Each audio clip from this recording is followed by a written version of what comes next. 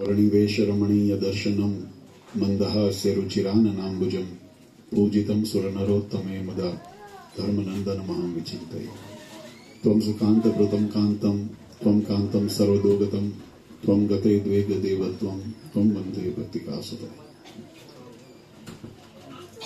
सर्व अवतारी सर्व कारणना कारण આપણા સૌના મોક્ષદાતા ઈષ્ટદેવ ભગવાન શ્રી સ્વામિનારાયણ સંપ્રદાય દક્ષિણ વિભાગ અધિષ્ઠાતા દેવ વડતાલવાસી શ્રી લક્ષ્મીનારાયણ દેવ હરિકૃષ્ણ મહારાજ, ગઢપુર બિરાજમાન ગોપીનાથજી મહારાજ, જુનાગઢ બિરાજમાન રાધારમણ દેવ, ધોલેરા મદન મોહનજી મહારાજ, અમદાવાદ અને ભુજની અંદર બિરાજમાન નરનારાયણ દેવની સ્મૃતિ સહિત આજે જર્મનીને આંગણે જેમના પટાંગણની અંદર આ દિવ્ય આનંદ ઉત્સવ આપણે માણી રહ્યા છીએ એવા ઓમ મંદિર એની અંદર બિરાજમાન ભગવાન રઘુનાથ રામચંદ્રજી ભગવાન, રાધા કૃષ્ણદેવ માતાજી અને સિદ્ધેશ્વર દાદાના દિવ્ય સાનિધ્યમાં આજની આ સભામાં ઉપસ્થિત ધર્મકુળ આશ્રિત વાલા સર્વે અમારા સંતો, ધર્મકુળ આશ્રિત વાલા સર્વે સત્સંગી હરિભક્તો, સર્વ ધર્મ પ્રેમી સજ્જનો, સર્વ મોક્ષભાગી જીવાત્માઓ, દરેક ભક્તજનોને અમારા હૃદયપૂર્વક જય સ્વામિનારાયણ. વાલા ભક્તો, આજે ઘણા વર્ષની આતુરતા અને તપશ્ચર્યા પછી આ જર્મનીને આંગણે આજની આ દિવ્ય સભા, એનો આનંદ તમારા સૌના મુખ ઉપર અમને દેખાય છે. સ્પીકર થોડુંક તમારી બાજુ કરી નાખો, આમ થોડુંક આ બાજુ છે ને, બસ હા બસ કરી નાખો તમારી બાજુ. હા બસ ઓકે. આપણા શાસ્ત્રોની અંદર જીવાત્મા માટે આ જન્મ મળ્યા પછી એનું જીવનો અથવા તો જન્મનો સાર્થકતા કેમ થાય, એની લક્ષ્ય શું છે, એની બહુ સુંદર માહિતી આપણને આપણા શાસ્ત્રોની અંદર બતાવી છે. આમ તો સંસારમાં દરેક પ્રકારના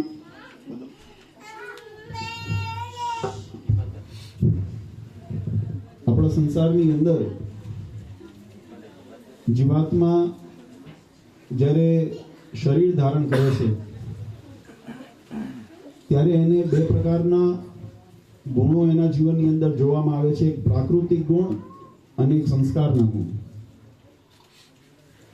પ્રકૃતિ ધર્મ એવો છે કે જે દરેક જીવ પ્રાણી માત્રને પોતાના શરીરની દ્વારા જે સૃષ્ટિની જ્યારે પરમાત્માએ જ્યારે નિર્મિતિ કરી ત્યારે કેટલાક એના લાક્ષણિક સંસ્કારો એના શરીર સાથે સંબંધિત થયા, જેને શાસ્ત્રોએ કીધું આહાર નિદ્રા ભય મૈથુનમ ચ સામાન્ય તે પશુભિના રાણા. આ જગતની અંદર જીવ પ્રાણી માત્ર જે શરીરધારી છે એને આ ઓછા વધતા પ્રમાણની અંદર આ ગુણ એની અંદર રહેલા છે. જો આપણને ભૂખ લાગે તો એમ પશુ પક્ષીને ભૂખ લાગે, આપણને નિદ્રા આવે, થાક લાગે, એમ પશુ પક્ષીને પણ થાક લાગે. આપણી પ્રકૃતિ જેમ આગળ વધે એમ સૃષ્ટિ સર્જનનું જે ગુણ અથવા તો એના જે નિયમ એ આપણા જીવનની અંદર શરીર સાથે જોડાયેલા છે, એમ પશુ પક્ષીના પણ એના પોતાના નિયમો એની સાથે જોડાયેલા છે. 4 પ્રકારે ઉત્પત્તિ શરીરની અંદર શરીરથી શરીરની બતાવી છે, બીજથી બતાવી છે, અંડાથી બતાવી છે, એવા પ્રકારના એના વિભાગો બતાવ્યા, પણ એ પ્રકૃતિ છે. તો શાસ્ત્ર કહે છે આહાર નિદ્રા ભય મૈથુનમ સામાન્ય રીતે પશુભિનરામ. એ બધા મનુષ્ય પ્રાણી હોય કે જીવ પ્રાણી હોય કે પશુ યોની હોય એની અંદર આ સમાન રૂપે જોવા મળે છે. પણ એક એવો ગુણ જે છે એ ગુણ એ અન્ય જે શરીરધારી જીવ છે એનાથી મનુષ્યને અલગ કરે છે. ને કયું છે તો કે ધર્મો હિ એશામાં અધિકો વિશેષ. જેના જીવનની અંદર ધર્મની પ્રાપ્તિ થઈ છે, જેના જીવનની અંદર સદાચારની પ્રાપ્તિ આવી છે, એ જ એક એવો ગુણ છે જે અન્ય યોનિઓથી આપણને મનુષ્ય યોનિને જુદી કરે છે. ધર્મો હિ એશામ અધિકો વિશેષો ધર્મે નહીના પશુભી સમાન. જો ધર્મ ન હોય જીવનમાં તો આપણે બધા પશુ કહેવાય. તો આજના આ યુગની અંદર મનુષ્યત્વનું ધારણ થયા પછી, મનુષ્ય શરીર પ્રાપ્ત થયા પછી જીવાત્મા માટેની કઈ એવી લાક્ષણિકતા હોય કે જે જીવાત્માને કાયમ પરમ સુખની અનુભૂતિ કરાવે? તો જે પ્રકૃતિના જે ગુણો છે અથવા તો પ્રકૃતિના જે ધર્મ છે એ પ્રકૃતિના ધર્મ શરીર સાથે સંબંધિત હોવાથી આપણા શાસ્ત્રોએ બે પ્રકારના સુખની વ્યાખ્યાઓ આપણને બતાવી છે. એક છે કે જે શરીર સંબંધી સુખ છે, જેને જગતની અંદર નાશવંત અથવા ભૌતિક સુખની વ્યાખ્યાની અંદર એને ગણવામાં આવે છે. અને બીજું છે આત્મ સંબંધી સુખ. તો આત્મ સંબંધી જે સુખની અનુભૂતિ છે એ યાવચંદ્ર દિવાકરો, જ્યાં સુધી સૂર્ય ચંદ્ર જ્યાં સુધી તપે ત્યાં સુધી જીવાત્માની અનુભૂતિ થાય. અર્થાત કે શરીરની અંદર છીએ ત્યારે પણ અને શરીર ત્યાગ કર્યા પછી પરમાત્માના પરમધામની અંદર પણ એ સુખની અનુભૂતિ આત્મા સાથે જોડાયેલી છે, માટે નિત્ય રહે છે. તો એવા સુખની અનુભૂતિ જીવાત્માને કરાવવાને અર્થે આપણા સનાતન ધર્મની અંદર, આપણી વૈદિક પરંપરાની અંદર ઉપાસના અને ભક્તિનો માર્ગ પ્રવર્તાયો છે. આ ઉપાસના ભક્તિના માર્ગની અંદર જીવાત્મા કેમ અગ્રેસર થાય? કારણ કે કોઈ પણ કાર્ય કરવું હોય, જેમાં સંતોએ પણ દ્રષ્ટાંત આપ્યું કે તમે બધા, આપણે બધા આમ તો ત્યાં ભારતની અંદર જ્યારે નિશાળે જતા હતા ત્યારે કદાચ સારું કંઈક કરવું છે જીવનમાં એવો ઉદ્દેશ હશે, પણ જર્મની જવું છે એવો કોઈ સંકલ્પ તો નહોતો ને. તો જેમ જેમ રસ્તો દેખાતો ગયો, જેમ જેમ તમે આગળ વધતા ગયા, જેમ જેમ તમને અનુભવ થતા ગયા, એમ એમ તમે તમારી દિશાને નિર્ધારિત કરતા ગયા કે હવે આ કરવું છે, આના પછી 10મું કર્યું, 12મું કર્યું, કોલેજ કરી, અથવા તો અહીંયા આગળ આ વિષયમાં ભણવું છે. એમ કરતા કરતા પછી જોયું હશે ભાઈ બહાર ક્યાં આવી ઓપોર્ચ્યુનિટી મળે છે. બરાબર છે, મોટા ભાગે બધા સ્ટુડન્ટ ઉપર જ બધા અહીંયા આવ્યા છો. તો એમ કરતા તપાસ કરતા કરતા અને ઘણા મિત્રતાના દાવે આવી ગયા છે, ભાઈબંધ ત્યાં જાય છે, ખરું એવું હોય ને, એ તો આપણી પરંપરા છે. પણ સારી મિત્રતા હોય તો સારા ઠેકાણે લઈ જાય. હા, એ વાત નક્કી થઈ ને નથી.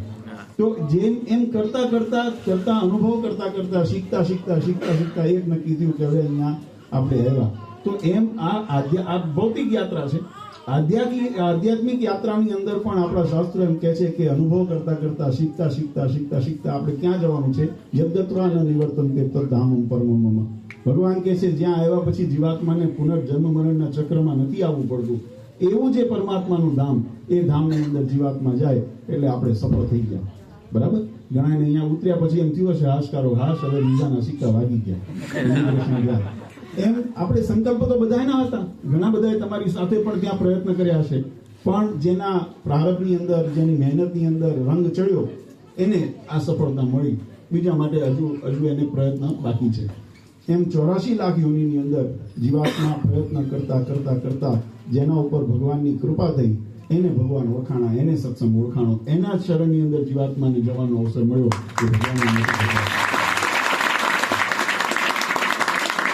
આ જન્મ મળ્યા પછી કેવી રીતે પરમાત્માને રાજી કરાય? આપણે શાકોત્સવની કથા સંતોએ પ્રારંભ કર્યો અને અમારા ઉપર છોડ્યું છે, અમે પૂરી કરી દઈશું. પણ આ જન્મની પહેલા સાર્થકતાને સમજીએ. કારણ કે આ દાખલો આપણે કરીએ છીએ કારણ કે છેલ્લા 5-6 વર્ષથી તો હરિભક્તો યુવાનો અમારી પાછળ હતા કે બાપુજી અમને જર્મનીની અંદર કંઈક વિશેષ લાભ મળે એના માટે આયોજન કરો. સમયની કટોકટી અને સમયની અનુકૂળતા સાનુકૂળતા જોતા જોતા એની પણ તમારા હરિભક્તોની જે રીતે આપણે ઓનલાઈન સત્સંગ શરૂ કર્યો, ઘણા બધાને ખ્યાલ છે કે વિડીયો કોન્ફરન્સિંગ દ્વારા કે ફોન ઉપર આપણે અહીંયા આશીર્વાદ આપીને સત્સંગને કેમ બળ મળે એના માટે પ્રયત્ન કરતા હતા. આજે એ સંકલ્પ સાકાર થયો કે બધાની ઈચ્છાથી સંતોષ સાથે અહીંયા ધર્મકુળ આવે અને આજે આવ્યા અને તમને બધાને મળ્યા. તમને જેટલો ઉત્સાહનો તમારો જોઈને અમને અમારો થાક ઉતરી ગયો. અમે કેવી રીતે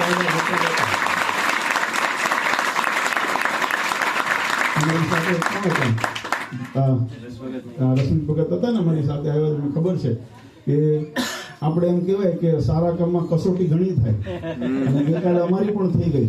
અને બધા હરિભક્તોને ખાલી 2 મિનિટ વાત કરું કે મેં અમદાવાદથી પ્લેનમાં બેઠા, મુંબઈ આવવાના હતા સવારે 8 વાગે અને 11 વાગે મુંબઈથી પ્લેનમાં બેસવાનું હતું. સંતો બધા રાત્રે મુંબઈ આવી ગયા હતા એટલે અમને મુંબઈથી બધા 11 વાગે અમારે પ્લેનમાં બેસવાનું હતું. 11:10 તો મારું અમદાવાદ વાળું પ્લેન ઉતર્યું મુંબઈમાં.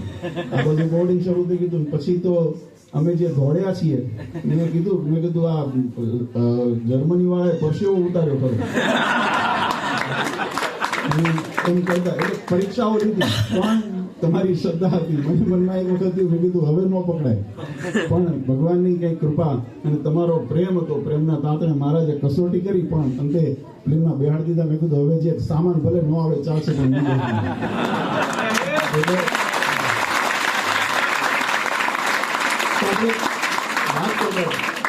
પણ એ હિંમત, એ શ્રદ્ધા હંમેશા અમે ઘણી વખત કહેતા હોઈએ છીએ, જો તમને જીવનની અંદર પણ આ વસ્તુ ઉપયોગી થશે કોઈ દિવસ અહીંયા મને હમણાં સવારે ગાડીમાં અમે પધરામણી જતા હતા ત્યારે મારા જે સારથી હતા એમને કહેતા હતા કે અહીંયા આગળ એક એવી જર્મનીમાં કહેવત છે કે કોઈ હિંમત હારે, જો ખોટું હોય તો મને જરા સુધારજો, કારણ કે સવારે જ વાત થઈ હતી મને બરાબર યાદ, કે અંગ્રેજીની અંદર 24 આલ્ફાબેટ આવે અક્ષર ABCD, અને અહીંયા તમારે 30 આવે. આપણે શા માટે હિંમત હારવી જોઈએ? આવી હિંમતની વાતો કરતા એમ આપણને પણ આ સત્સંગની અંદર આવ્યા પછી આ હિંમત કેવી રીતે કામ આવે, શ્રદ્ધા કેવી કામ આવે. હમણાં સંતોએ 2 સુંદર દાખલા બતાવ્યા ને કે ભગવાન ઉપર જેને ભરોસો છે, ભગવાન ઉપર શ્રદ્ધા છે, કર્મ એ જીવાત્માનું કર્તવ્ય છે, એ અધિકાર છે જીવાત્માનો, અને ફળ છે એ પરમાત્માની કૃપા છે. જીવાત્માનો અધિકાર કર્મ પર છે. જો નિષ્ઠા અને શ્રદ્ધાપૂર્વક કર્મ કર્યું તો કર્મનો એવો સિદ્ધાંત છે કે કર્મની જેવી કર્મનો આગમ થાય એટલે કર્મ શરૂ થાય એની સાથે એનું ફળ નિર્માણ થાય છે. એ મળે વહેલું મોડું ખરું. એ કદાચ એવું બને કે કર્મ પછી, કારણ કે કર્મના 3 પ્રકારે પ્રારબ્ધને આપણને એની ફળની સ્થિતિ બતાવી છે. ક્રિયમાણ, સંચિત અને પ્રારબ્ધીય 3 પ્રકારે કર્મનું ફળ નિર્માણ થાય છે. તો જે ક્રિયમાણ હોય તત્કાળ મળી જાય એને ક્રિયમાણ કહેવાય. ત્યારે તમે કર્યું, તમે તરત બજારમાં ગયા, પૈસા આપ્યા, પૈસા વસ્તુ લઈ આવ્યા તો કર્મનું ફળ મળી ગયું. બરાબર. કોઈને રસ્તે ચાલતા અપશબ્દ કીધા, કોઈએ દોડ મારી તો કર્મનું ફળ મળી ગયું. બરાબર. તો એ ક્રિયમાણ થયું. અમુક કર્મ છે સંચિત કર્મ છે, જે તમે જો ખેતીને અનુભવતા હોય, જાણતા હોય, આપણા બધાના વડવાઓ ખેતી કરેલી છે એટલે ખબર છે. તો ખેતીની અંદર તમે બીજ વાવો તો એ બીજ તરત ને તરત તમે બીજે દિવસ આજે વાવ્યું કાલે લણવા જાવ એવી રીતે નથી થતું. એને સંચિત કરવું પડે. કર્મ કર્યા પછી એને ખાતર, પાણી, મોલાદ થાય, પાક જ્યારે થાય ત્યારે એનું ફળ મળે, પછી એને તમને ફળની પ્રાપ્તિ થાય. સંચિત કર્મ.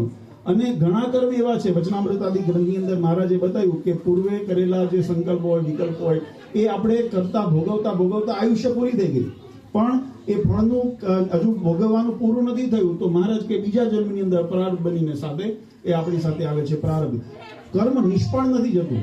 ફળની શ્રુતિઓ અલગ અલગ પ્રકારે પ્રાપ્ત થાય છે. ક્રિયમાણ પણ થઈ શકે, સંચિત પણ થઈ શકે, અને ઘણી વખત પ્રારબ્ધ. અત્યારે આપણે જ્યારે આ બધા જે સત્સંગ ભોગવીએ છીએ, આ કયું કર્મ છે? ઘણા વિચારજો. કોઈ એમ કહેતું હોય કે ભાઈ મને તો આ જન્મનું જ આ ફળ મળ્યું, એવું નથી. અનંત જન્મ સંસિદ્ધ તો યાદી પરામ ગતિ. અનેક જન્માંતર સુધી તપ કર્યું હશે ને ત્યારે ભગવાન ઓળખાણા છે, ત્યાં સુધી ભગવાન ઓળખાતા નથી. એટલે એક જન્મનું ફળ નથી. અને એવા અનેક જન્મના સત્ય આપણે કીર્તનમાં સંતોએ ગાયું ને, પૂર્વનું પુણ્ય પ્રગટ થયું જ્યારે સ્વામિનારાયણ. પૂર્વના પુણ્ય આ પ્રારબ્ધ યોગ છે, પણ પ્રારબ્ધ યોગનું ફળ આ મળી ગયું. કયું મળ્યું? તો કે ભગવાન મળી ગયા. તમને એક રામાયણનો નાનો એક પ્રસંગ બતાવું તો રામાયણની અંદર જ્યારે ભગવાન રામચંદ્રજીને વનવાસ થયો, કથા બહુ વિસ્તારતી છે, પણ એની અંદર ત્યાં ભગવાન હનુમાનજીની ભેટો થયો છે.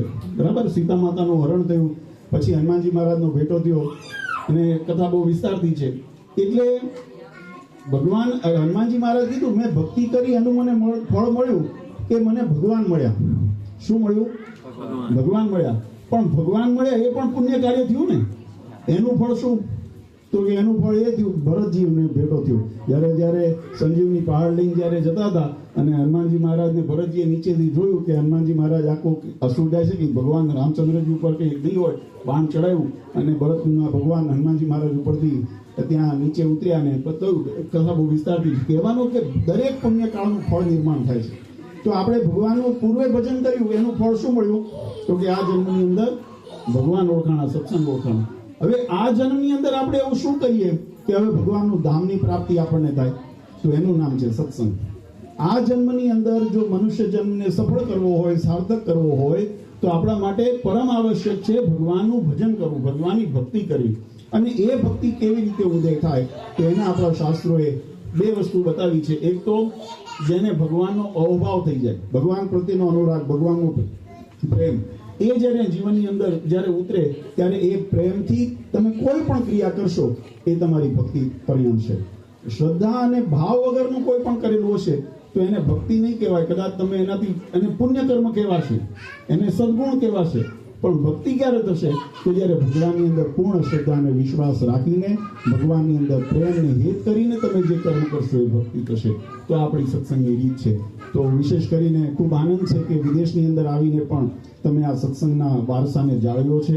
હું બહુ અંતઃકરણપૂર્વક ભગવાન હરિકૃષ્ણ મારા લક્ષ્મણ દેવ, નારાયણ દેવને પ્રાર્થના કરું કે અમારા જર્મનીના તમામ યુવાનોને ભગવાન એવી બળબુદ્ધિ શક્તિ આપો કે એમના કલ્યાણના મોક્ષ માર્ગની અંદર ખૂબ અગ્રેસર થઈને તમે બધા ખૂબ જીવનની અંદર આગળ વધો એવી ભગવાનના ચરણારીમાં પ્રાર્થના કરી. આજે આપણે નિમિત્ત હતું કે આવીને શું આયોજન કરશું, એટલે એક ઉત્સવ જે આપણા સંપ્રદાયની અંદર પરંપરાથી ઉજવાય છે. આમ તો કથા વાર્તા કરવી હોય તો 5 દિવસ 7 દિવસ ભગવાનના દિવ્ય ચરિત્ર લીલાને આપણે સંભાળતા હોઈએ, પણ આજે ટૂંકા સમયની અંદર બધાને લાભ લેવો તો મેં કીધું બેવ થાય, ભોજન ને ભજન બંનેનો લાભ મળે એવો આપણો સત્સંગની રીત પરંપરા છે. એટલે શાકોત્સવ મહારાજે આજથી 200 વર્ષ પૂર્વે લોયાની અંદર દિવ્ય ઉત્સવ કર્યો. હમણાં સ્વામીએ એનો શરૂઆત કરી અને પ્રસંગ કેવી રીતે નિર્માણ થયો એની વાત આપણને સમજાવી કે એક વખત સુરાખાચરને ત્યાં ચોરી થઈ, અને ચોરી થઈ એટલે ચોર લોકો આવ્યા, એ પટારો એમને તોડવા પ્રયત્ન કર્યો પણ પટારો તૂટ્યો નહીં, એટલે આખું પાછળ દિવાલમાં બાકું કરીને આખો પટારો લઈને નદીના કિનારે જતા રહ્યા અને ત્યાં જઈને આખી રાત મહેનત કરી. આ હમણાં જે પરચાની વાત કરી ને, આ પરચાનું તમને આપણી પાસે એના સીસીટીવી રેકોર્ડિંગ છે. એટલે કોઈ આ ઘણી વખત કે ને પ્રમાણ, પ્રત્યક્ષ ને પ્રમાણની આવશ્યકતા નથી. ઘણા અત્યારે એમ કહેતા હોય કે ભગવાન છે નથી, હા ના, કેવી રીતે નક્કી થાય? ભગવાન આવા જ્યારે કોઈ આપણને અઘટિત અથવા તો અકલ્પિત એવું કાર્ય જ્યારે સાર્થક થતું દેખાય ને ત્યારે માની લેવું ભગવાન છે, ત્યારે ભગવાનને પ્રમાણ છે. આપણે ગરડાની અંદર, લક્ષ્મીવાડીની અંદર હું તમને એક દ્રષ્ટાંત આ પ્રત્યક્ષ હમણાં આપું. જેમ હમણાં સ્વામીએ પણ ઇતિહાસની વાત કરી, લગભગ 10-15 વર્ષ પહેલાની વાત છે. આપણે મહામહોત્સવ, સ્વામિનારાયણ મહામંત્ર મહોત્સવ ત્યાં ગઢપુરની અંદર કર્યો હતો. ત્યાર પછી લક્ષ્મીવાડીની અંદર મંદિર તમે જોયું છે કે લક્ષ્મીવાડી કેટલા દર્શન કર્યા છે ગરડાની અંદર? મોટા ભાગે બધા કર્યા છે. ચારે બાજુ કોટ છે, બરાબર? કોટની વચ્ચે મંદિર છે સેન્ટરની અંદર. હવે કોટની દિવાલને, અને કોટની દિવાલ કેટલી મજબૂત છે જોઈશું કે કોટ એટલે કિલ્લા જેવું છે. એ કિલ્લાની દિવાલની અંદર બાકું કરીને મંદિરમાં અંદર આવ્યા અને અંદર આવીને અને ત્યાં જેમ સ્વામી કીધું ને એના જાડા દરવાજા છે, નાની ઓળી છે, એને બધું તોડ્યું. ચોર લોકો આવ્યા અને આનું રેકોર્ડિંગ સીસીટીવી કેમેરામાં રેકોર્ડિંગ છે. ચોર લોકો આવ્યા, એને તાળા તોડ્યા, તાળા તોડીને અંદર ગયા. ભગવાનના જે ઠાકોરજીના ચાંદીના જે થાળ હતા, વાડકા હતા, અને જે ભગવાનને ધરાવેલા દાગીના હતા એ બધું ઉપાડીને ત્યાં પોટલું મૂક્યું. ક્યાં મૂક્યું? મહારાજના ચરણારવિંદ છે ને, આગળ ચરણારવિંદ જોયા છે ને, જ્યાં ભગવાનના અસ્થિ આપણે ત્યાં પધરાવેલા છે, અહીંયા આગળ એને પોટલું મૂક્યું. અને પછી એને ભગવાન જાણે દેખાણું ન દેખાણું કશું જ લીધા વગર ત્યાંની પાછળ ગયા. બહાર નીકળીને ગલ્લા પેટી હતી, ગલ્લા પેટી લઈને જતા ગયા. આ ભગવાનની પ્રત્યક્ષ ભગવાનના દાગીના બધું હતું તો બધું દેખાય એવું જ હતું, ભેગું કર્યું પણ અહીંયાથી કશું લઈ જઈ શક્યા. એ ભગવાનનો આ પરચો. હવે એમ કેમ માનીએ ભગવાન નથી? જો આટલું પ્રત્યક્ષ પ્રમાણ થતું હોય, કદાચ માની લો કે એમ થાય એના મનમાં એવો સંકલ્પ થયો, તો એના મનમાં એ પ્રેરણા કરનાર તો કોઈક હશે ને, જેને એને વિચાર ફેર્યો. કોઈ માની લો કે આમાં કોઈ ઐશ્વર્ય ચમત્કાર નહોતા, આમાં એનો વિચાર ફર્યો, તો વિચારને ફરવા માટે પણ કોઈક નિમિત્ત હશે, કારણ હશે ને, અને એ કારણ છે ભગવાન. એ કારણ ભગવાન બુદ્ધિના પ્રેરક છે. તો એ રીતે આપણે પ્રસંગો થાય. ચોર લોકોએ ચોરી કરવા પ્રયત્ન કર્યો, પટારો આખો લઈ ગયા, અને એ પટારો લઈ ગયા એટલે પાદરની અંદર આખી રાત મહેનત કરી પણ પટારો તૂટ્યો નહીં. સવાર પડી, અજવાળું થવા માંડ્યું. લોકો દિશાએ, પહેલા તો ગામડામાં દિશાએ જવા, જંગલ જવા, બહાર વગડામાં જતા, તો એની અંદર હલનચલન એટલે અવર જવર શરૂ થઈ. એટલે ચોર લોકો પટારો મૂકી નીકળી ગયા. આ બાજુ સવારે ઉઠ્યા અને બાપુએ જોયું કે ઘરમાં ચોરી થઈ છે. મનોમન સંકલ્પ કર્યો કે અમારી નીતિની કમાણી છે, ભગવાન જો પાછી મળે તો એમ કેમ હું અડધી અડધ સત્સંગને અર્થે, ભગવાનને અર્થે વાપરીશ. અને બધું એવું કે એ પટારો પાછો ઘરે આવ્યો. લાવીને ખોલીને જોયું તો અંદર જે પણ રકમ હતી, મૂડી હતી, એ યથાવત હતી. એટલે બાપુએ પોતાના ધર્મપત્નીને સહજ વાત કરી કે મારો સંકલ્પ છે કે આ જે રકમ છે એમાંથી અડધો અડધ મારે ભગવાનને અર્થે વાપરવા. એમના જે ઘરના શાંતાબા, એમને ખૂબ વિવેક હતો, એટલે એમને કીધું બાપુ આ ચોર લોકોએ પટારો તોડ્યો હોત તો શું અડધી રકમ તમારા માટે મૂકતા જાત? તો કે એ કેમ બને, એ તો બધી લઈ ગયા હોત. તો કે આપણા ભાગ્યનું તો બધું ગયું હતું, ભગવાનની કૃપાએ કરીને પાછું આવ્યું છે, માટે આપણે ભગવાનને અર્થે બધું વાપરવું છે. અને પછી એ રીતે શાકોત્સવ નિર્માણ થયું અને ભગવાનને આમંત્રણ દેવા સુરાખાચર ગઢપુર ગયા. ગઢપુર ગયા પછી ત્યાં એક બાજુ કારિયાણીથી પંચાળાથી જીણાભાઈ બાપુ મહારાજ ભગવાનને આમંત્રણ આપવા આવ્યા હતા. આ બાજુ લોયાથી સુરાબાપુ ભગવાનને આમંત્રણ આપવા એવા મહારાજને વાત કરી, કથા બહુ અસ્તરથી શાસ્ત્રની અંદર લખી છે, પણ અંતે મહારાજે કીધું કે અમે આવશું ને લોયાની અંદર ભગવાને કીધું કઈ નિમિત્ત તો બનાવો, શું કરવા છે અહીંયા આવું, તો હરિભક્તોને કીધું આપણે શું કરશું આવીને, એમ તારે મહારાજ કીધું. ત્યારે કોઈ ઉત્સવ સમય હતા ને, દિવાળી પૂરી થઈ ગઈ હતી, એટલે આપણે અન્નકોટ વગેરે જે પ્રસંગ હોય બધા પૂરા થઈ ગયા, કોઈ ઉત્સવ હતો નહીં. ત્યારે મહારાજ કે આપણે શાકોત્સવનું આયોજન કરીએ, અને ત્યાં રીંગણાનું શાક મહારાજે સ્વહસ્તે બનાવ્યું. પ્રેમાનંદ સ્વામીએ આ પ્રસંગને બહુ સુંદર રીતે આપના કીર્તનની અંદર લખ્યું છે. વળી વખાણું શાકોત્સવ લીલા કરી, નેણે નિત્યા કરતા સુંદર શાક જો. ભગવાન સ્વામિનારાયણે આ આપણા શાસ્ત્રોની અંદર ભગવાનના ચરિત્રોની અંદર ખૂબ દિવ્યતા, મધુરતા જોવા મળે છે. ભક્તને રાજી કરવા માટે ભગવાન અનંત કોટી બ્રહ્માંડના અધિપતિ એવા હોવા છતાં પણ કેટલા સહજ થાય છે એ આ ચરિત્રથી આપણને જોવા મળે.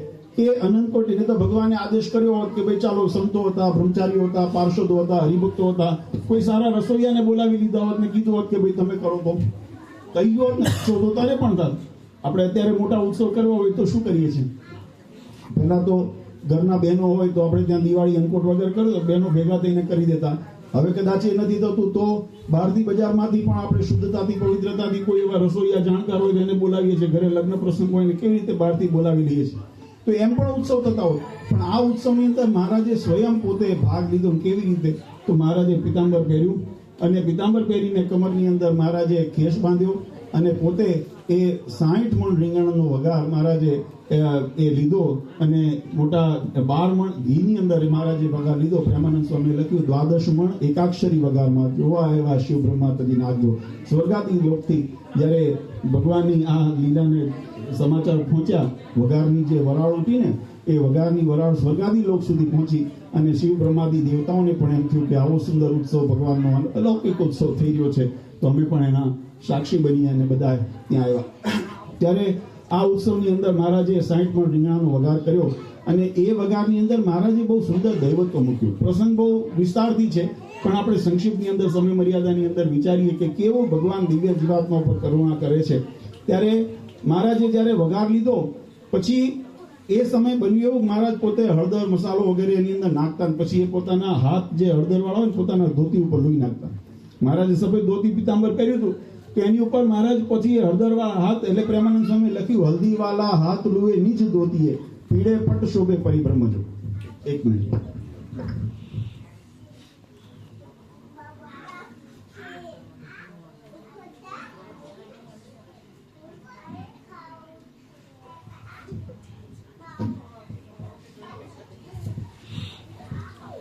સદગુરુવર્ય પ્રેમાનંદ સ્વામીએ લખ્યું હલ્દી વાલા હાથ લુએ નીચ ધોતીએ, પીળે પટ શોભે પરિભ્રમ જો. જેમ પીળું પિતાંબર પહેરીને ભગવાન પુરુષોત્તમ નારાયણ ઉભા હોય ને, એવા સુંદર દર્શન અમને થાય છે. પણ પ્રેમાનંદ સ્વામીને તરત ખ્યાલ આવ્યો કે આ કોણ સમજી શકશે? ભગવાનના આ ચરિત્રની અંદર મનુષ્ય ભાવ રહેલો છે. આપણે કોઈ સામાન્ય એટિકેટ વાળા માણસ હોય ને, એજ્યુકેટેડ માણસ, એટિકેટ વાળા માણસ હોય તો શું વિચારે કે આ ભગવાનને એટલો વિવેક નથી, આ પહેરેલા કપડા ઉપર હાથ લુએ છે. તમે જુઓ તો આપણે પણ એ વ્યવહારિક દ્રષ્ટિએ એ રીતે જ વિચારતા હોઈએ ને, કે કોઈ વ્યક્તિ આવું બેઢંગું જો વર્તન આવે તેમાં પછી આપણે મનુષ્ય ભાવ કે વિવેકી પણ ન રહે, ભગવાન કેમ સમજાય? અને મહારાજ ચરિત્ર એવા કરતા. એક વખત મહારાજને એક લીલા કરો, સંતોએ કોઈ ઘણી વખત આવા પ્રસંગો બને કે હરિભક્તોને પ્રેરણા કરે કે ભાઈ તમારે ભગવાન પ્રત્યક્ષ બિરાજે છે, તમે જઈને દર્શન કરી આવો. એટલે ભગવાન કેવી લીલા કરે, ઓલા બિચારા મહિમાથી ભગવાનના દર્શન કરવા આવ્યા હોય, અને મહારાજ હાથમાં દૂધ કે છાશ પીતા હોય ને, તો રેગાડા ઉતારે અહીંયા, અને રેગાડા ઉતારે પછી અહીંથી આમ જીભથી ચાટે. આપણને એમ થાય કે આને ભગવાન કેમ માનવા? થાય મળે તો કોક દાડ જીભ અડાડી જો અહીંયા આડે તો થાય, નથી શક્ય, અશક્ય. પણ ભગવાન એમાં મહિમા સમજાય તો એની વાત પ્રતીતિ થાય, નહીતર થતી નથી. એટલે પ્રેમાનંદ સ્વામી મહારાજને આ પ્રસંગ જોયો, મહારાજને જોયે ને લીલા કરતા જોઈએ, એટલે લખ્યું કે એની અંદર હળદરવાળા મસાલા બધા નાખીને પોતે પોતાના વસ્ત્રો પર પીળું પિતાંબર પહેરીને ભગવાન ઊભા હોય એવું દ્રશ્ય દર્શન થાય છે. પણ બનવા જોગ બન્યું એવું કે જ્યારે ભગવાનના લોયાની અંદર શાકોત્સવ કરતા ને, ત્યારે ચરોતરથી કાશીદાસ, કામદાસ વગેરે પાટીદાર ભક્તો એ ભગવાનના દર્શન કરવા આવેલા. સંતોનો સમાગમ, સત્સંગ કરેલો એટલે મહિમા થતો કે ભગવાન છે તો જ આવ્યા હોય એટલી યાત્રા કરીને. પણ અહીંયા ભગવાનનું આ ચરિત્ર જોયું ને એટલે મનુષ્ય ભાવ આવ્યો. મનુષ્ય ભાવ આવ્યો એટલે એની અંદર ભગવાનપણાની પ્રતીતિ ન રહી, વિશ્વાસ ન રહ્યો કે આમાં ભગવાન છે. અને એવું થયું કે આને ભગવાન કેમ માનવા? વિચારીને પાછળ જતા હતા. સંશયવાળા ભક્તો ભલભલાને તોડાવી નાખે. આપણા રામાયણની અંદર બહુ સુંદર પ્રસંગ આવે છે કે જ્યારે માતા સીતાનું હરણ થયું અને ભગવાન રામચંદ્રજી વ્યાકુળ થઈ ગયા. વ્યાકુળ થયા. મનુષ્ય ચરિત્ર પરબ્રહ્મ છે પોતે. માયાતી તો પર છે, માયાતીત કહેવાય. માયાતી પર જેને કહેવાય, જે આપણે ભગવાનના ધામને ગુણાતીત કહેવામાં આવે છે. તો ભગવાનના ધામને ગુણ એટલે 3 ગુણ, રજ, સત અને તમ. એ કોના નિર્માણ છે? માયાના નિર્માણ છે. એટલે માયાતીત પર જે ને અતીત જે છે એવા ગુણાતીત એવા તો ભગવાનનું ધામ છે. અને અક્ષરથી પણ પર એવા પુરુષોત્તમ નારાયણ છે. પુરુષોત્તમ નારાયણ તો એ અક્ષરધામનાથી પણ સર્વોપરી, એટલે કે એના જ ઉપર છે. આ સર્વોપરીની વ્યાખ્યાની અંદર પરમાત્માના ગુણનું જ્યારે સંબોધન થતું હોય તો માયાથી પર અક્ષર છે ને એનાથી પર એટલા પુરુષોત્તમ નારાયણ છે. તો એવા પુરુષોત્તમ નારાયણ માયા કેમ અડી શકે? પણ ભગવાન ચરિત્ર કરે ને ત્યારે આવા લૌકિક એવા ચરિત્ર કરે કે જે જીવાત્માને ઘણી વખત જો પ્રતીતિ ન હોય તો સંશય થાય. ભગવાન રામચંદ્રજી વ્યાકુળ થયા અને વૃક્ષ વેલીઓને પૂછે, ઝાડને પૂછે કે મારી સીતા જોઈ, મારી સીતા જોઈ, મારી સીતા જોઈ. આ દ્રશ્ય કૈલાસની અંદર ભગવાન શિવ પાર્વતી ત્યાં બેઠા હતા અને એ શિવ પાર્વતીજી માતાએ આ દર્શન કર્યા અને પાર્વતી માતાએ ભોળાનાથને પૂછ્યું, તમે આને પરબ્રહ્મ કહો છો પણ અમને તો એટલો વિવેક નથી, આટલી માયાના બંધનમાં છે, પોતાની એક સ્ત્રી પાછળ કેટલા વ્યાકુળ છે કે એના વિયોગને ની અંદર વિવેક ચૂકી ગયા. માણસ હોય તો ક્યાં પૂછે? તમે રસ્તે જતા હો, કોઈને રસ્તો પૂછવો હોય તો જીવતા માણસને પૂછો, થાંભલાને પૂછો, ઝાડને પૂછો તમે કે આનો માર્ગ ક્યાંથી આવે? હવે તો જોકે જરૂર નથી, હવે તો પેલા ગૂગલને પૂછે છે. પણ જવાબ મળે ત્યાં પૂછો ને, જવાબ મળે ત્યાં પૂછો ને. જવાબની અપેક્ષા ન હોય ત્યાં પૂછો ખરા? ન પૂછો. તો એમને એ વિવેક નથી રહ્યો કે આ વૃક્ષ વેલીઓ જવાબ ન આપે. આ ભગવાન તમે કેમ કહો છો? ભગવાન ભોળાનાથ કે દેવી તમે થોડાક ઉતાવળા થઈ ગયા. આ ભગવાન છે, એની લીલાની અંદર દિવ્યતા હોય, મનુષ્યતા લીલાની અંદર પણ કંઈક અલૌકિકતા હોય. તમને નહીં સમજાય. એમાં શ્રદ્ધા રાખવાની જરૂર છે, એમાં શંકા કરવાની જરૂર નથી. માતા પાર્વતીજી ન રહેવાનું અને પાર્વતીજી સીતા માતાનું રૂપ લઈ અને ભગવાન રામની આગળ આવ્યા. અને ભગવાન રામની આગળ આવ્યા. ભગવાન તો ભલે મનુષ્ય ચરિત્ર કરતા હતા પણ હતા તો ભગવાન તરત ઓળખી ગયા અને કે ભોળાનાથને ક્યાં મૂકીને આવ્યા? માતા પાર્વતીજીને તરત મનમાં થયું કે ના, મેં મારી સમજણમાં ભૂલથી પાછું રૂપ લીધું. પછી પાર્વતીજી પાછા ગયા એટલે ભોળાનાથે કીધું કે હવે તમે મારા વામ ભાગમાં નહીં, હવે જમણી બાજુ, કારણ કે તમે માતાનું રૂપ લઈ ગયા હતા. એટલે આ કદાચ ભાગવત પુરાણની અંદર બધામાં લખેલી છે. તો ભગવાનના ચરિત્રની અંદર સંશય થઈ જાય. કાશીદાસ, કામદાસ વગેરે પાટીદાર ભક્તો હતા. ભગવાનનો મહિમા સમજીને, સંતોનો સમાગમ કરીને, સત્સંગના યોગે કરીને ભગવાનના દર્શન કરવા આવ્યા. પણ ભગવાનનું જ્યારે ચરિત્ર જોયું કે ભગવાન પોતા હળદરવાળા હાથ પોતાના ધોતી ઉપર લૂંટા હતા એટલે મનુષ્ય ભાવ આવી ગયો નથી. આને એટલો વિવેક નથી કે પહેરેલા કપડા ઉપર પોતાના હાથ લૂવે છે અને ભગવાન કેમ આનો પાછા વળતા હતા. મહારાજે સંતોને પૂછ્યું કે સંતો, કોઈ તરસ્યો હોય અને કુવા કાંઠે આવે અને તરસ્યો પાછો જાય એને કેમ ગણવું? ત્યારે સંતોએ કીધું, મહારાજ એ તો અભાગ્યો કહેવાય ને, કારણ કે આટલી યાત્રા કરીને, મંજિલ કરી, તપ પાર કરીને પોતે કુવા કે નદી કાંઠે આવ્યો હોય અને તરસ્યો પાછો જાય તો આનાથી મોટો અભાગ્યો કોણ કહેવાય? ત્યારે મહારાજે કીધું, જો આ પેલા ભક્તો આવ્યા છે એ અમારા દર્શન માટે છે, ચરોતરથી આવ્યા છે અને અહીંયા આવીને હમણાં મળ્યા વગર, દર્શન કર્યા વગર પાછા જાય છે. પ્રેમાનંદ સ્વામી પ્રેમ સખી હતા, મહારાજના સગા ભક્ત હતા. એટલે મહારાજને ધીમે ધીમે મીઠો ઠપકો આપ્યો. મહારાજને કે મહારાજ એમાં વાંક એમનો નથી, વાંક તમારો છે. મહારાજ કે અમારો શું વાંક છે? અમે તો તમારા માટે જો પ્રસાદ કરીએ છીએ, તમને હમણાં પ્રસાદ મળશે, તમને બધાને રાજી કરવા અમે તો આ દાખલો કરીએ છીએ, અમારો વાંક શું છે એમાં? ત્યારે સંતોએ કીધું, મહારાજ અમે જ્યારે કથા વાર્તા કરતા હોઈએ ત્યારે તમારા ઐશ્વર્ય પ્રતાપના વર્ણન કરતા હોઈએ, તમારા મહિમાના વર્ણન કરતા હોઈએ, તમારા રૂપ શૃંગારના વર્ણન કરતા હોઈએ. મહારાજે 3 છોકરાની પાક ધારણ કરી છે, જરિયાની જામો પહેર્યો છે, સોનેરી સુવાળ પહેર્યો છે, કમરમાં કડીબંધ બાંધ્યો છે, મહારાજના હાથની અંદર વીંટીઓ ધારણ કરી છે, પગમાં તોળા ધારણ કર્યા છે, કડા ધારણ કર્યા છે, ચરણમાં છાંકડ્યું. અમે આવું બધું વર્ણન કરતા હોઈએ. તાબે ધોઈને ઊભા છે એવું વર્ણન કોઈ કાથોમાં આવતું નથી. તમે ભગવાન કૃષ્ણનું રૂપ જુઓ તો શું આપણે વર્ણન કરીએ? માથે મોરપીંછ ધારણ કર્યું છે, કે ભગવાન હાથની અંદર વાંસળી ધારણ કરી છે, કૌશુક મણિ આદિ એ ભગવાને ધારણ કર્યા છે. કદાચ માનો વ્રજની અંદર તમે ભગવાન હતા તો એવા વેશમાં હતા. ભગવાન જ્યારે વ્રજની અંદર ગાયો ચરાવવા જતા હતા ત્યારે શું પહેરીને જતા હતા? ત્યારે શૃંગાર ધારણ કરીને જતા હતા. ત્યારે ખભે કામણી, હાથમાં ડંગો. ખરો કે નહીં? તમે ભગવાનના બાળ ચરિત્ર તમે સાંભળો તો એની અંદર ભગવાનના વસ્ત્ર અલંકારના એમાં નહીં આવે. વસ્ત્ર અલંકાર ક્યારે આવે છે?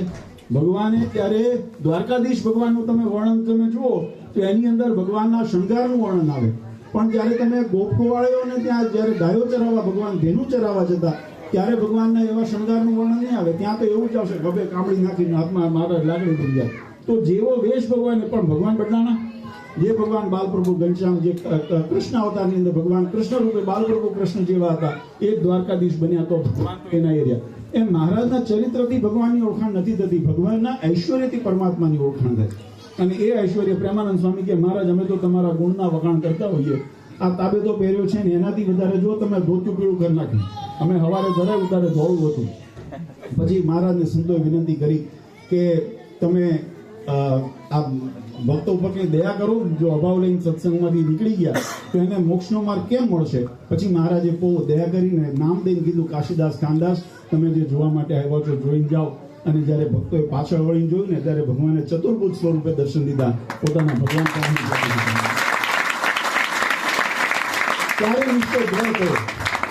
ત્યારે નિશ્ચય દ્રઢ થયો કે આ તાબેતો લીધો હોય, ધનુષ્ય લીધું હોય, વાંસળી લીધી હોય કે ભગવાનના હાથમાં માળા લીધી હોય, ગમે તે સ્વરૂપની અંદર હોય તો પણ એ મોક્ષના કરતર ભગવાન છે. અને એ જ્યારે વિશ્વાસ દ્રઢ થયો, પોતે આશ્રિત આ કંડીમાંથી આજે શાકોત્સવ વર્ષોથી આપણા સંપ્રદાયની અંદર એટલા માટે ઉજવાય છે. બાકી તો વિસ્તારથી સંતોએ વાત કરી કે ભગવાન રીંગણાની કિંમત તો તુચ્છ ગણવામાં આવે. આપણે ત્યાં સારા પ્રસંગમાં રીંગણાનું શાક કરતા નથી, પણ શાક ઉત્સવ કરવો હોય તો દેશ હોય કે વિદેશ હોય તો રીંગણાનો જ શાક ઉત્સવ અને બધી આપણે આરતીમાં કહીએ છીએ ને, પામર પતિત ઉદ્ધાર્યા અગણિત નર નારી. ભગવાનનો સ્વભાવ કેવો છે તો કે પામરમાં પામર જીવ હોય, પતિતમાં પતિત જીવ હોય, પણ જો ભગવાનના શરણે આવે તો ભગવાન એનો ઉદ્ધાર કરે છે. આ એ પ્રસંગને તાદૃશ્ય કરતો આજે અહીંયા ઉત્સવ કર્યો. ખૂબ ખૂબ આનંદ થયો. તમે બધા યુવાનોએ ખૂબ મહેનત કરી, અમે જાણીએ છીએ, સમજીએ છીએ. કારણ કે વિદેશની અંદર આવવું, અહીંયા રહેવું, અહીંયા નભવું અને એની સાથે પોતાના વ્યવહારિક જે ખર્ચા હોય એને નિભાવવા, સાથે સત્સંગની અંદર પણ સેવા કરી, એટલે ખૂબ ઉમદા સેવા તમે બધાએ કરી છે. અને ભગવાનને આ તો કેવું છે કે ભગવાનને એક હાથે આપીએ છીએ ને ભગવાન આનું 1000 ગણું કરીને આપણને આપશે. આ તો ભગવાનની જેટલી શ્રદ્ધા ભાવથી તમે અર્પણ કર્યું, ભગવાન એનાથી 1000 ગણું આપણને આપશે. પણ આપણને એવું આપશે કે ગુણ કરતા રહેશે. કમાવાના સાધનો ઘણા છે, પણ કમાઈને સદમાર્ગે વાળો ને ત્યારે એનાથી જે ફળ નિર્માણ થાય છે ને એ પણ શ્રેય કરતા હોય છે. કમાવાનું પણ અનીતિ હોય. હમણાં સવારે અમે કોઈને વાત કરતા હતા કે અનીતિથી કમાયેલું હોય રૂપિયો તો એ છે, પણ એમાં સુખ નથી, એમાં શાંતિ નથી, એમાં કલ્યાણ નથી. અને નીતિથી કમાયેલો હશે, ભલે થોડું ઓછું હશે, અને નીતિમાં પાછો વાપર્યો હશે, સત્કાર્યમાં વાપર્યો હશે, તો એનું જે ફળની પ્રાપ્તિ થશે 1000 ગુણા આપણને સુખ શાંતિની અનુભૂતિ કરાવશે. એટલે જીવનની અંદર ભગવાનને પ્રાર્થના કરીએ, વ્યવહારિક બધા ખૂબ જીવનમાં આગળ વધો. અને જે હમણાં સંતોએ પણ સંકલ્પ કર્યો છે અહીંયા ભગવાનના સાનિધ્યની અંદર કે આજે અહીંયા આપણી બેદની આટલા હરિભક્તો અહીંયા છે, કે અમને સત્સંગનો કાયમ વિકાસ થતો રહે. હજુ ઘણા બધા બીજા ભવિષ્યમાં પણ બાળકો, યુવાનો ત્યાંથી ભારતથી અહીંયા આવે, આપણી ભારતીય સંસ્કૃતિને જળવાય અને આપણી સત્સંગની પરંપરા, ધર્મની પરંપરા યથાવત, સનાતન ધર્મની પરંપરા યથાવત જળવી રહે. એના માટે આપણે પણ અહીંયા સંકલ્પ કરીએ કે ભગવાન આપણો એ સંકલ્પ વહેલો પૂરો કરે. અને ખૂબ સુંદર રીતે એક ભલામણ છે, છેલ્લે એક ભલામણ બધાને કહી દઉં. અહીંયા હું વિદેશથી જ્યારે કોઈ ત્યાં ભારતથી દર્શન કરીને અહીંયા આવવા માટે દર્શન કરવા આવે ને ત્યારે હું બધાને આ સલાહ આપું છું. અને અહીંયા આવ્યો છું, તમે બધા ઘણા બધા નહીં આવ્યા હોય એટલે તમને પણ આપી દઉં. 2 વસ્તુનું ધ્યાન રાખજો. એક તો આ વિદેશની ધરતી ઉપર ઘણી વખત આપણને મનમાં એમ થાય કે અમને કોણ રોકનાર છે, કોણ ટોકનાર છે. ખરું, અહીંયા આગળ કોઈ ઘરે હોય ને આપણે તો ખોટું કોઈ નિર્ણય લીધો ને તો મા બાપ તરત કાન પકડે કે બેટા આપણાથી આ ન થાય. અહીંયા આગળ કોણ કાન પકડનારું? કોઈ નહીં ને. એટલે અહીંયા આગળ છૂટતી રમણના સ્વામી એલાઇનમેન્ટ કીધું ને, એલાઇનમેન્ટ બગડવાની ચાન્સીસ અહીંયા વધી જાય છે. બીજું, ભૌતિક દેશ છે, દેશની આપણે જરાય એમાં આપણે એની અંદર રહ્યા છીએ, આપણે અહીંયાથી કમાઈએ છીએ, રોટલા કહીએ છીએ, એટલે એનો ગુણ સારા, પણ છતાંય એનો ભાવ ક્યાં રહેલો છે તો કે ભૌતિક સુખમાં રહ્યો છે. આત્મકલ્યાણ વિશેનો ભાવ એની અંદર નથી હોતો. એટલે એ મર્યાદાને સમજીને એનો ગુણનો લેવો. એમાંથી જે મર્યાદા છે, મર્યાદા સમજે કે અહીંયા આગળ જે ભૌતિક સુખની જે પ્રાપ્તિ બતાવી છે, એટલે એમનું જે સ્થૂળ ભાવ છે, સ્થૂળ ભાવની અંદરથી તમને જે વિકાસના કાર્યો આપણને જોવા મળે, પણ એની સાથે આત્મકલ્યાણ બગડી ન જાય એના માટે સાવધાની રાખવાની. એટલે પહેલી વાત, આપણને રોકનાર ડોકનાર બીજું કોઈ હોય કે ન હોય, ભગવાન આપણી સાથે છે. એટલે આપણી સંસ્કારોને કાયમ જાળવજો. વ્યસન કોઈ દૂષણ, કોઈ કુટેવ આપણા જીવનમાં પ્રવેશી ન જાય, કુસંગ પ્રવેશી ન જાય, એને સાવધાની રાખજો. મહેનત કરીને ખૂબ કમાઓ, ખૂબ ભણો, ખૂબ આગળ વધો, પણ સાથે સાથે ભગવાનનું ભજન કરતા રહેજો. હા, કારણ કે એ પોષણ છે. જેમ શરીરને આપણે પોષણની જરૂર પડે ને, રોટલો જો 2 દિવસ ના ખાવ કેવું શરીર ડલ થઈ જાય, એમ આત્માના પોષણ માટે ભક્તિની જરૂર છે. એટલે ભગવાનનું ભજન યત્કિંચિત કરતા રહેજો. અને જેમ અત્યારે બધા સંપનીને સાથે મળીને જે સત્સંગ અથવા સેવાનું કાર્ય કરો છો, આપણી સંસ્કૃતિની સેવાનું કાર્ય કરો છો, એમ કાયમ એકતામાં માનજો, સંપતી રહેજો અને ભગવાનનું ખૂબ ભજન કરજો. આવા ને આવા ઉત્સવ આપણે આમને કાયમ થતા રહે એવી ભગવાન શ્રી હરિના ચરણોમાં પ્રાર્થના કરી.